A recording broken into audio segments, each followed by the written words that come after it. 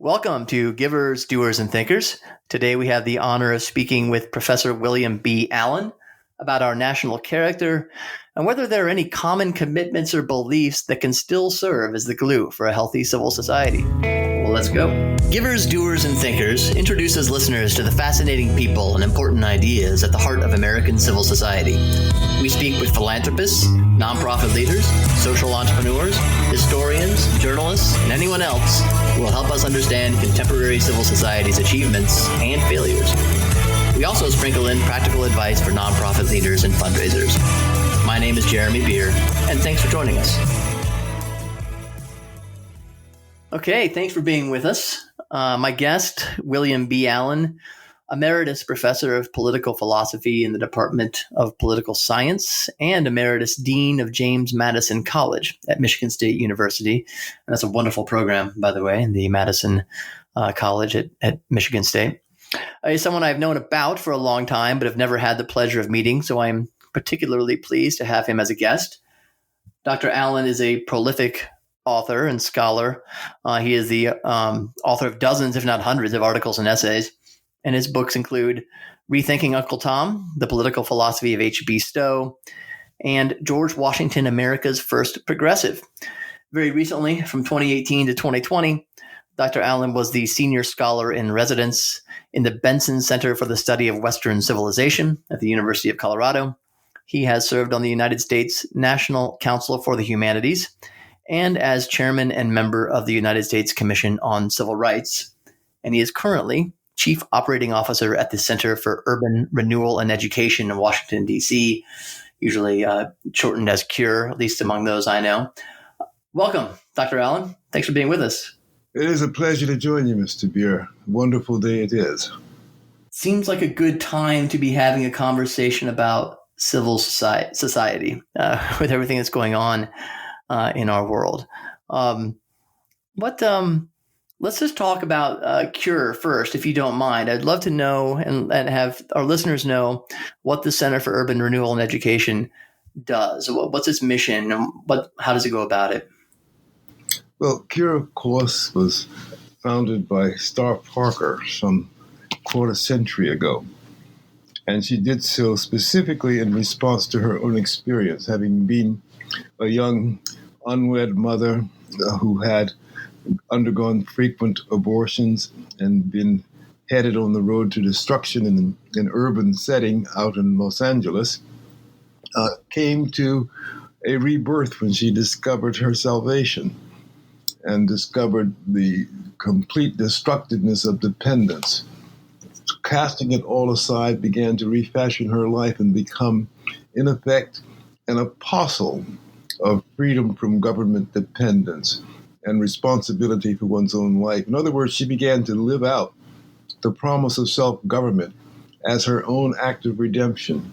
And she did that by creating an organization that could carry that message into urban communities across the country.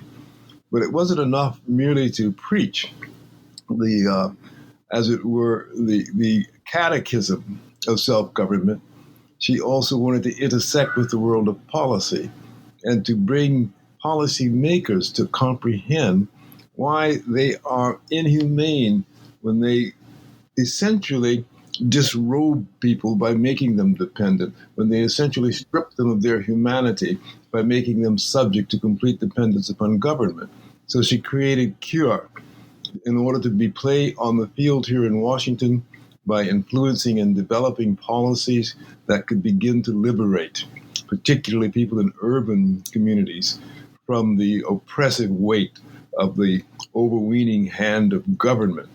And you've seen the most recent example of the effect of the work that she has been doing over years, in which we attempt to continue to spread now in recent days, when she made the observation that Obama administration policies providing for the extension of government control over local zoning in the suburbs in order to foster high-density dwellings ought to be overturned by the Trump administration. And it was rather promptly after she made the recommendation, in fact, overturned. It is now a matter of controversy, of course, in the eyes of present candidate seeking to displace President Trump, but it shows the kind of thing that Keir is most concerned about, trying to prevent this use of government in such a way as essentially to undermine the promise of liberty in the United States. How is on the ground, not with policymakers, but in urban communities, when Star Parker and others associated with Keir take that message there, how is that message received today about personal responsibility and overcoming dependence and taking control of one's own Well, I think future? you can imagine, of course, that it's received variably in terms of the environment we're living in. People are under enormous pressures in some ways, not to overdo a point, but just to consider for the moment the tremendous damage that has been done in recent months by the Black Lives Matter movement. One sees that even people who care about character and personal responsibility sometimes weaken in the face of a prevailing narrative that sees people as victim primarily and sees them therefore as requiring the intervention of government in order to rescue them. And it's such an easy, slippery slope to go from rescue to domination. So today, what Keir is most concerned about is defeating the kinds of myths of victimhood that have begun to entrap people in larger and larger numbers. And one of the things that we have just done in the past week, for example, is to print a little pamphlet reprinting George Washington's Rules of Civility, which we are going to distribute in urban communities across the country. We've already sent many of them out, and there are many more to go. The Rules of Civility represent, of course, that 11-year-old youthful work of George Washington, which was essentially a copybook exercise, but which serves in many ways as a template of character, and that is exemplified by the very life Washington lived. When I discovered that manuscript and edited it and brought it to the public some 45 years ago, it ended up having a tremendous influence, but primarily in what we would think of as suburban America, in homeschool communities and other places far removed from the urban landscape. And what I'm doing and what Keir is doing is saying these lessons are important there in the heart of the urban landscape as well. And so we're asking our pastors to begin this instruction in character, using George Washington as the vehicle by which to convey that. So it's not just a question of policy, but it's a question of asking, what lessons are you conveying to young people today? Do those lessons reinforce the demands of character? Are you pointing the way? Are you identifying what constitutes good character? It's not enough to tell people that they should not become mothers and fathers outside of wedlock. At an even earlier stage, you should tell them what it means to be mothers and fathers and what is the character that prepares you for that. And indeed, the more you do that, the less you will have to tell people to avoid out-of-wedlock births. Is it, to go back to something you had just said, is the damage you say you believe the Black Lives Matter movement has done in the last few months, is that primarily in it's encouraging people to see themselves primarily as victims? Is that where the damage primarily lies in your mind? It lies there, and in close proximity and with equal significance, it lies in the community of those who are twisted by guilt and who therefore are all too eager to see others as victims and therefore enter a kind of self-flagellating submission to the power of government in the name of atoning for ills of the past. So it works on both ends of the scale, if you want to look at it that way. And those who are themselves the ones who experience the sense of victimhood are as much damaged as those who experience the sense of guilt. That's interesting. I was just reading Shelby Steele's White Guilt last night. I just picked it up for the first time, and I think he makes a similar point, right? That it is that sense of guilt that yes, is it's a sort of codependent with the sense of victimhood, and it's sort of you enter into sort of a vicious cycle with these things. Exactly so. And of course, what characterizes the vicious cycle is that those who feel the guilt need to be, as it were, affirmed by those they take to be victim. Mm-hmm. So they are impatient. The victim doesn't act like a victim.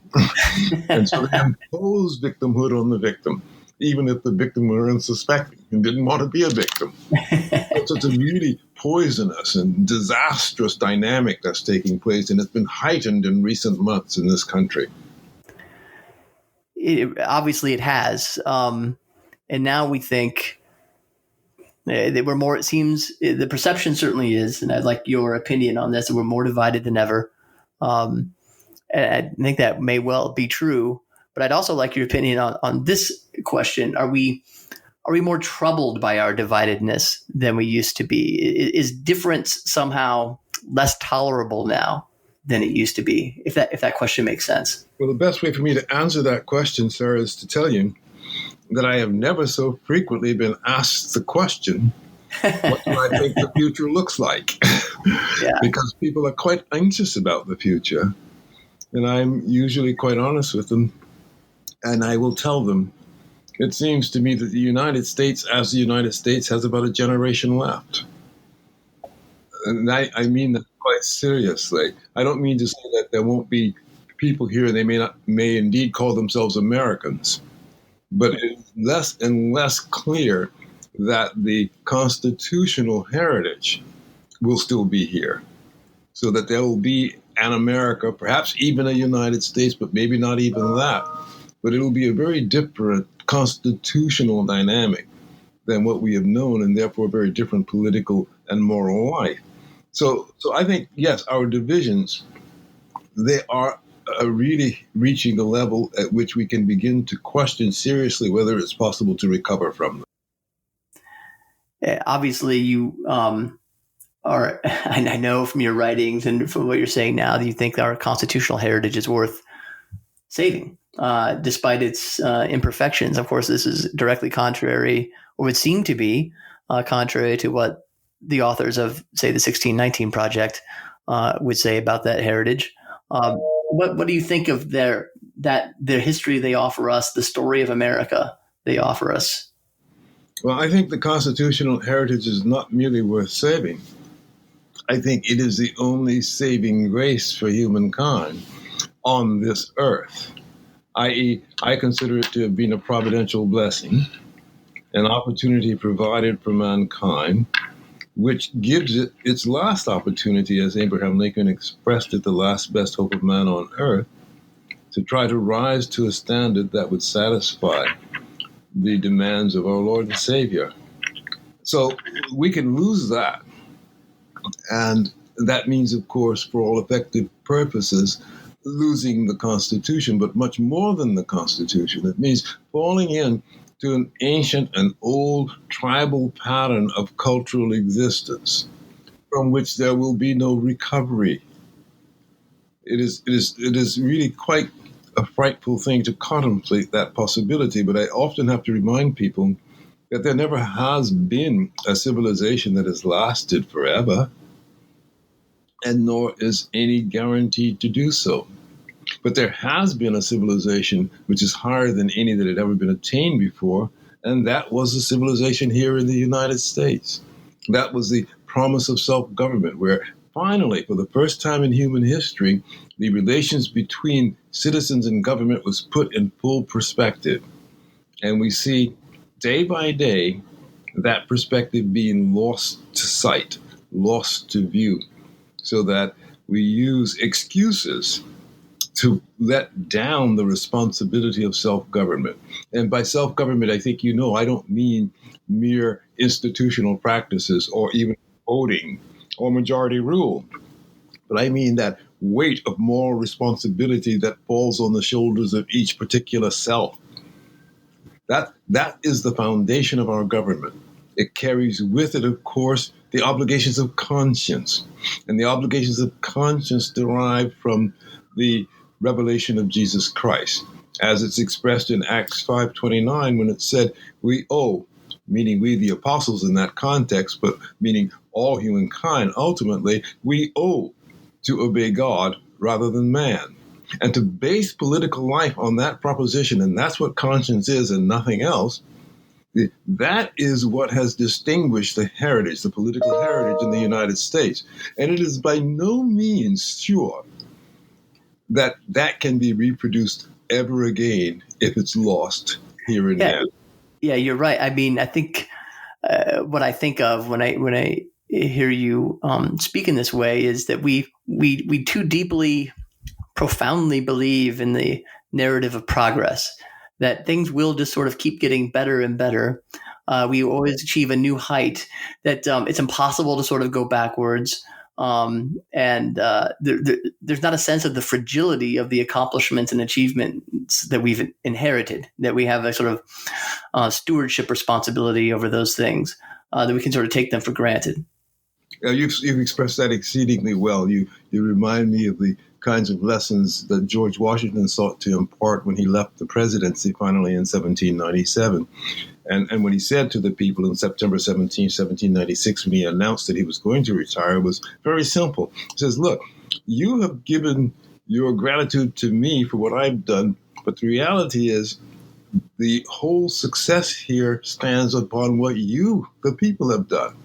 And guess what, says he? Its continued existence depends upon you. And his capacity to convey that message that it is not some savior, it is not the great statesman, but it is you who are the source of greatness.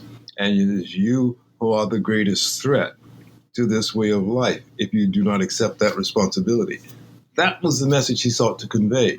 And it has been a struggle for us throughout our over 200 years of history to try to live up to that.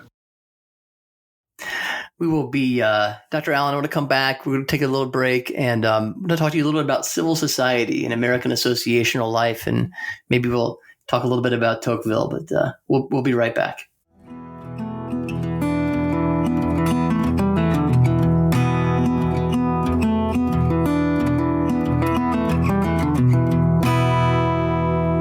All right, time for a practicality. And today I'm talking to Austin Detweiler.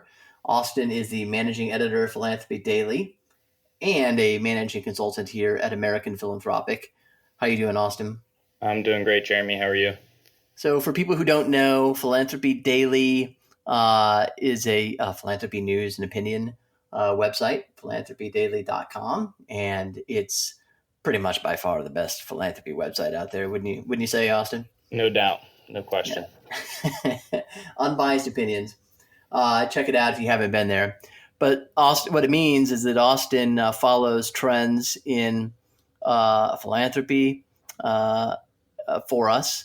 And one thing that is on your mind right now is something that, I don't know, you'll tell me. It seems like a gathering trend. It's been exacerbated, I guess, by the pandemic. Fewer donors giving to nonprofits than in quite some time, but also they're giving more money. What do you make of all this? Yeah, I mean, we've seen it it's been a growing trend for a long time that total charitable giving has been growing year over year, but the number of households giving to charities has been going down. So, you wrote that piece recently about what we can expect from the economic hit in the charitable sector. And you pointed out that charitable giving tends to track right around 2% of GDP. Right. As GDP has been climbing, so has charitable giving. But that climb has been from fewer donors year over year. So what do you make of this? Why is this happening? Number one. Yeah, I see two things causing it. I think they're related, and they're things that we're obviously interested in at Philanthropy Daily. The first one's sort of the bowling alone phenomenon. So this notion of, the decline of bowling clubs and everybody's out by themselves. We have this thinning civil society where we're all sort of separated from civic institutions, and our churches are empty, our clubs are failing, our community centers are closing. And the pandemic's going to make this even worse, I think. So, as you say frequently, as we tell our clients, donors give to organizations because of a sense of belonging to it or identifying with it. And when we have this sort of growing alienation from civic institutions, we lose the motivation to give to them. So it's a personal and sort of like corporate issue here. And then I think a related problem is growing wealth inequality and this hard-nosed commitment to major gifts above all else. So we're spending all of our time fostering identity and belongingness with top-tier donors. And then that's where all of the attention goes. So you start losing anybody in different levels. Yeah, we definitely see that with maybe not so much with our clients, but with people who talk to us about maybe becoming clients sometimes, and they're over focused on only cultivating not just 4 or 5 figure gifts, but 6 and 7 figure gifts, and it doesn't in some ways just reflect what's happening in the country. But certainly that doesn't seem to be maybe the best move for long-term organizational health, number one, or just for our civil society, number two. What do you think? No, it's definitely bad for organizational health. So you'll sometimes look at an organization's retention rate based on their giving levels, and you'll see really high retention at the top, right? So they're 5, 6, 7-figure donors. They're there long-term. But the bottom of the giving pyramid is just this sort of cycle of people coming in and out and in and out. And that just makes an unstable base, first of all, but it means they're not paying attention to the people down there that could rise to those bigger levels and become larger institutional supporters of the organization.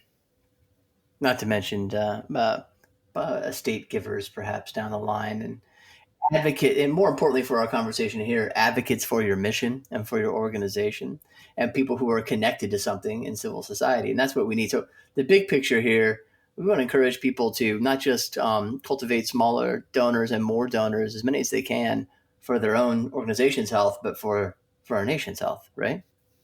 Yeah, exactly. I think that's the thing that I'm really interested in is, of course, you need to focus on retaining the major donors that really support your organization in a major capacity.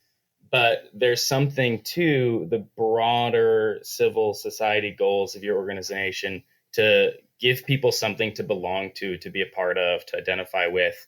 And there are basic ways to do that aren't time consuming or expensive to help those lower dollar donors feel like a part of your organization, and really be advocates for you and long-term donors down the road.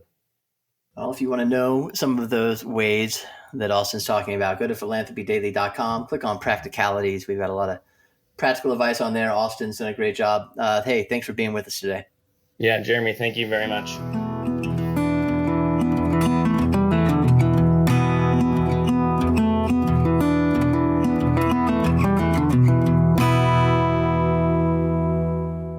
We are back with Dr. William B. Allen, and who just was talking to us about George Washington. And Dr. Allen, I was thinking as you were saying those words, you're giving us Washington's sort of peroration to the American people and how they have an obligation, responsibility to maintain the way of life and government that have been handed to them. It would seem that our sort of genius for civil society is one way in which that is, if Washington didn't have it in mind, that's certainly sort of how America seems to have maintained its self-government and constitutional heritage in a number of ways.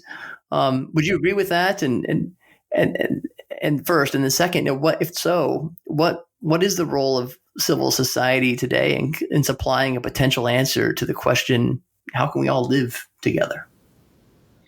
Well, the way I like to phrase that question is to pose an interrogatory. George Washington set out by telling us we have a national character to establish. That was 1783. That meant it did not yet exist. We had to shape it for ourselves, he said. And so he set about leading his countrymen into that process. And we know that through the next 60 to 80 years, it was a struggle. But we also saw that character gradually emerging conformably with Washington's wishes in this regard. So that leads us to the interrogatory, the question, if there ever really did take shape, the national character, That is to say, the framework of civil society that Washington envisioned, which was based upon character, did that ever emerge? And if it did, does it still persist? And so the question I ask in a contemporary frame of mind is, we may once have had it, but do we still have it? And if we do no longer have it, can we undertake again the work that was undertaken in 1783? Can we fashion one? So when you put it in those terms, the question is, to what extent do we have the capacity to rebuild or to build anew a national character? And the reason I emphasize national character is not because I have a collectivist impression of what the results should be, but because what defines the nation must be the general character of the individuals who constitute the nation, who inhabit the nation. And so what I'm really asking is, can the citizens of the United States acquire character sufficient to lend a general characterization to the country as a whole? Because there's no other way you can get there. This whole vague language about American values in the world, which supposedly strutting politicians are supposed to give evidence of, that's false and phony. The only way America can present to the world the picture of virtue, the picture of valor, the picture of integrity is if the citizens in the country generally project that picture. We say generally, we don't say universally. We understand human nature, but generally, that must be the picture. As Tocqueville pointed out, this is a very religious people. He said, he would ask them the question, what do you think is most important thing for preserving your liberty? And he would say they would almost always answer, our religion. Now, without entering into some kind of academic debate about what they thought about religion, if people generally believe religion were important, the society would generally be characterized by the belief that religion is important. And so we ask ourselves today, is there a general belief today that religion is important? It is less and less the case every year. And so my question then becomes, can that be reversed? It's a good question. I wish you had the answer to it. I certainly don't myself, but that is exactly right. It seems to me I've talked about before on this podcast the rise of the nones, Nones, people who are completely unaffiliated or feel themselves to be completely unaffiliated with any particular religious tradition, and there's no secret that has gone in. That rise has been concomitant with what seems to be a decline in civil society, associational life, bowling alone, and that kind of thing. Do you have ideas about? Yeah, go ahead. I would just say I want to add to that reflection that it is not just that they are alienated from religion, but that very alienation from religion is the expression of their alienation from civic responsibility. Yes, interesting.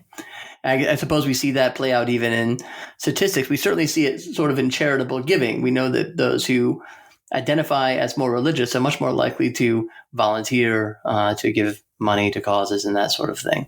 And I think we may see it also in voting patterns and those sorts of things, but I'm not entirely certain. Well, of course, voting is a really torturous thing for anybody to undergo, whether someone of faith or not of faith. Why? Because you're presented with essentially binary choices in a context in which it's very hard to parse what the fullest expression of your real intentions are when it comes to civic purpose and especially morality. So it is like gambling.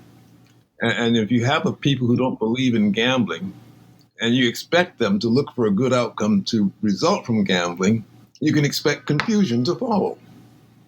And so that's what our politics often seems like to ordinary people, and that's part of the reason people withdraw and become alienated.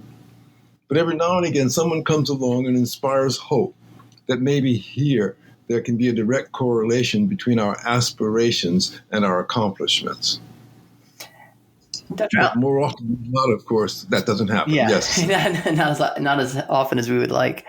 Do you think someone would say, maybe listening to our conversation, who isn't completely sympathetic, well, no, there's still actually a very strong sense of civic responsibility.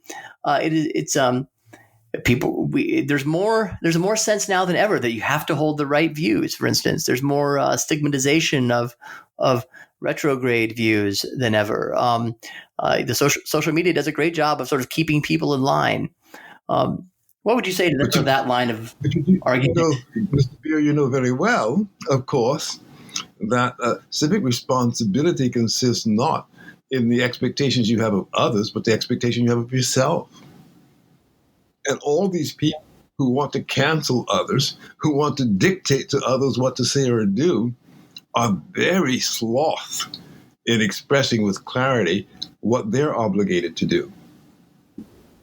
So it is not an expression of civic commitment when you hear people talk that way. It's just the opposite. The more they talk about what they want to impose upon others, the less civic they are.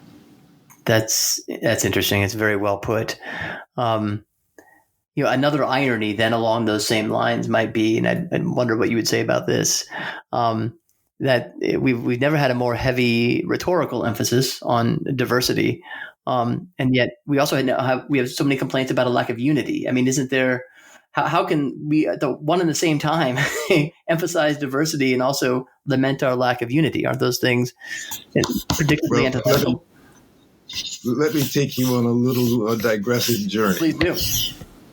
In 2007, I was invited to the University of Colorado, the statewide system, to give a talk, a keynote address, actually, at their annual diversity summit.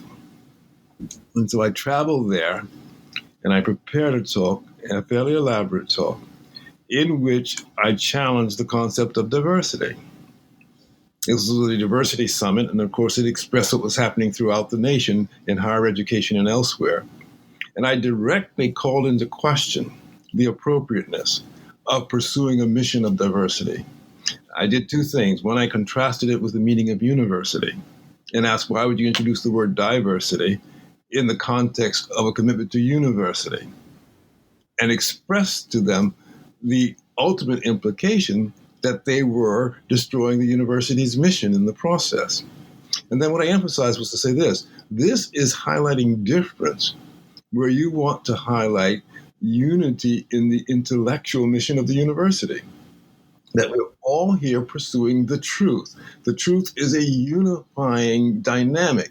It doesn't require everyone to arrive at the same answer. It requires everyone to seek the right answer. And so that was the burden of the talk. And in the course of the talk, I then said to this very large audience of primarily administrators from all over the state of Colorado, don't talk about diversity, talk about inclusion. Don't emphasize difference, emphasize the common mission, what we're all in it together for. So I'm not telling you that you need to abandon all of these various initiatives you've undertaken, but call them purposes of inclusion, not of division, difference, and diversity. So what followed from that? What followed was over the course of the next decade, not only there, but throughout the country, everyone became committed to inclusivity. But the difference is they didn't quite get the argument, for they expressed their commitment to diversity and inclusion. They wanted to be both and. They wouldn't accept the reality that it was necessary to make a choice. And so it is that stubborn refusal to make a choice that leaves us where we are now, where on the pretense of getting rid of the negative impact of diversity, they add to it the word inclusion, as if that makes any difference when you're still emphasizing differences. No, they're dividing us. They're separating us. They're making us subject to, I say, tyrannical control by the diversity managers. And the diversity managers have a stake in keeping us different, not in bringing us together. Right. Now there's an institutionalized interest in emphasizing our differences. Precisely. Is this sort of institutionalization, Would that be why, or one reason why, in your mind, the issue of race has become more fraught and troubled in recent years, or seems to have been? Yes, because in recent times it's become much more difficult to bring people together across lines of race into a common appreciation of what it is that makes us fellow citizens. We're abandoning the idea of citizenship in the face of group membership. We're substituting group membership for citizenship. And it's not that the people are unfriendly.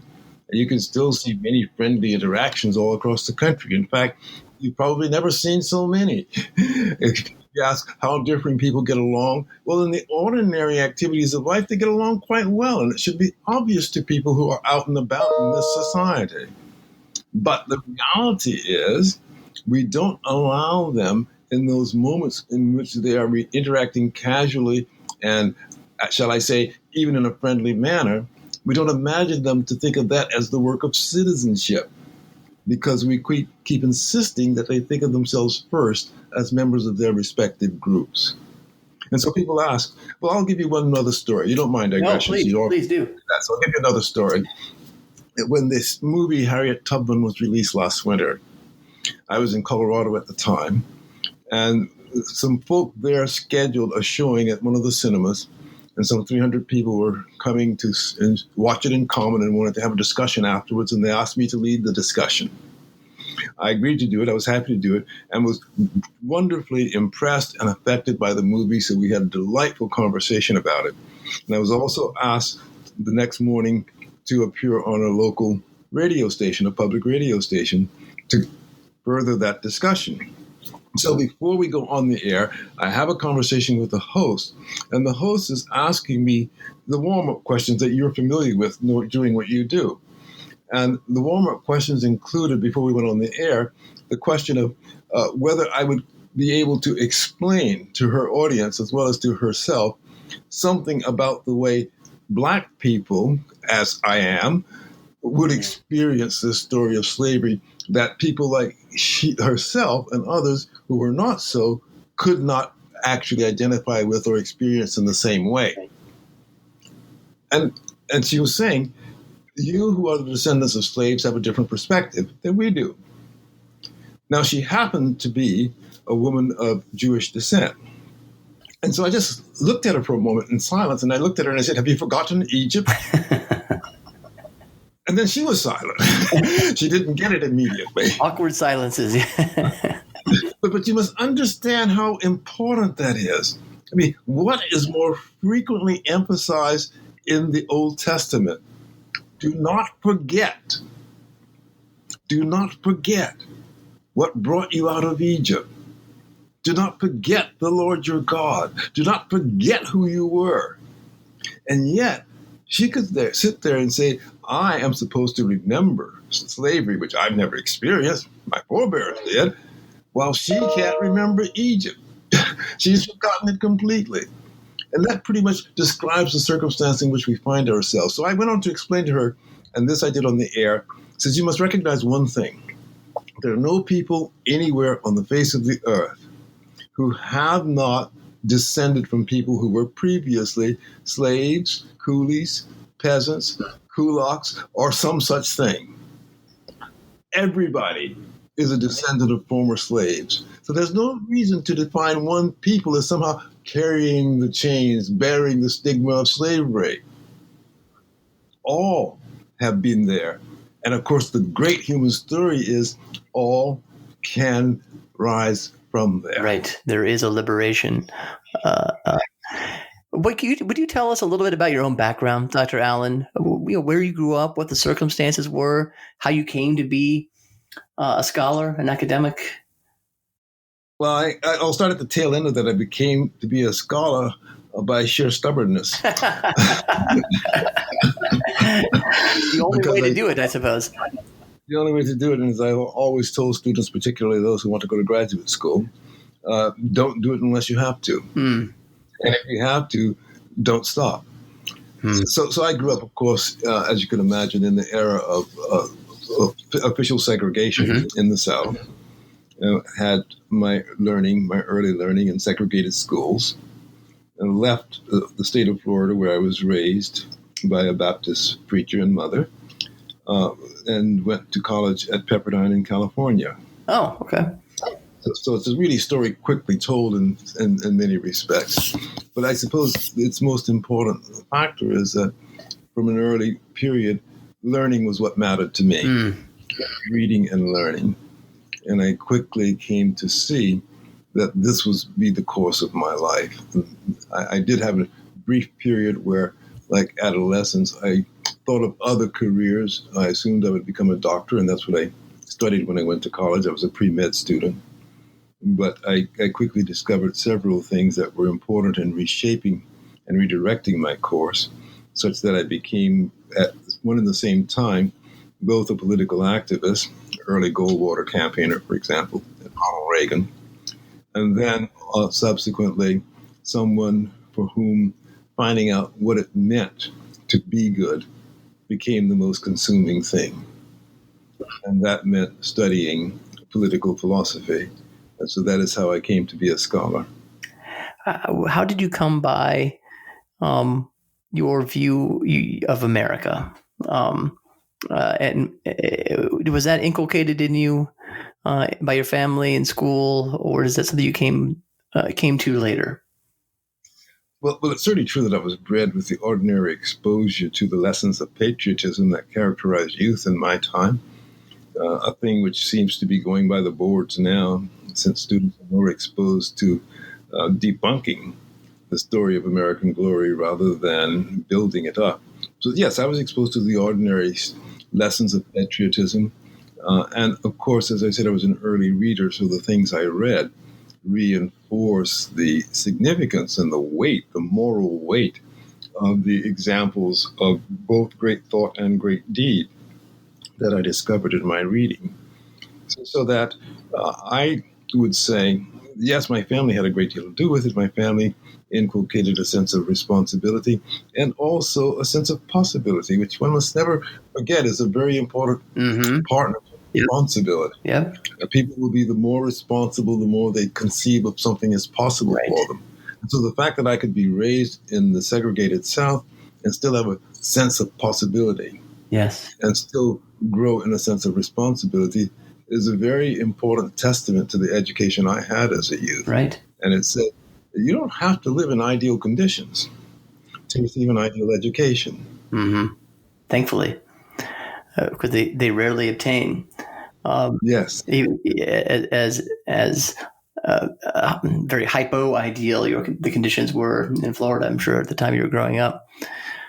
We'll end with just one more question for you, Dr. Allen. I don't know if you've ever thought about this, but what advice would you have for donors today? Let's say donors who have similar concerns as you about America, about our national character, about civil society. What advice would you have for them if they want to do something good, productive, unifying for America?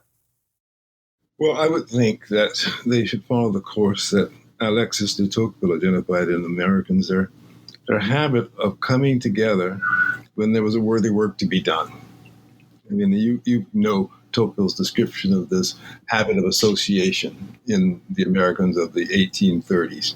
But what he meant by this habit of association was a habit of giving, contributing, lending one's gifts to worthy enterprises. And so what you do is you look about your community. And of course, in the 21st century, that means not only just looking within one's locale, but looking wherever in the broader society one can see concentrated, worthy endeavor. And one looks for something where one can make a contribution to something that's already well shaped, or whether one can make a transformative contribution to something that needs shaping. And I think those are the two orientations givers need to have. They must ask themselves. Now, if I were the one asking this question, for example, I would typically say, well, I understand that my might is not going to steer this ship, but I know also that it needs fuel.